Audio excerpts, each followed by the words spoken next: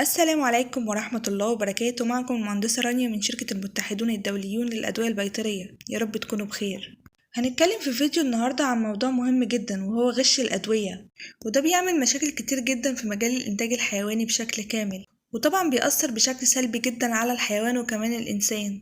ودلوقتي بقى في طرق وتقنيات في الغش، وطبعا لازم المربي ياخد باله كويس جدا بالنسبة للأدوية اللي هيبتدي يشتغل بيها، وكمان المصدر اللي بيجيب منه، لأن حاليا في أنواع كتيرة جدا في الغش. هنتكلم عن 3 أنواع منهم النهاردة.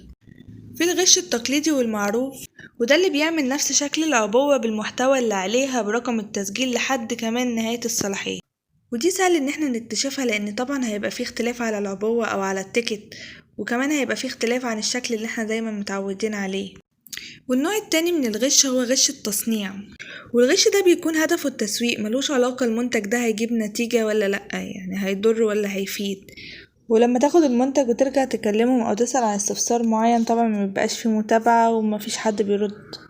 وبالنسبة بقى للنوع التالت هو الغش في تغيير تاريخ انتهاء الصلاحية، وده الأكتر بيلجأ له الموزعين أو الصيدليات، لأن طبعا بيبقى فيه أدوية لسه مركونة عندهم عايزين يطلعوها، ممكن يغيروا في تاريخ الإنتاج أو الصلاحية.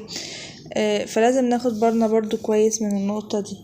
وبكده نكون اتكلمنا عن أهم 3 أنواع ممكن بيكونوا بيستخدموا كتير في طريقة غش في الأدوية، ولازم كل المربيين ياخدوا بالهم كويس جدا من ال3 أنواع دول، لأن دول أكتر 3 أنواع بيتكرروا في غش الأدوية. أتمنى ما أكونش طولت عليكم. شكرا ليكم. سلام عليكم.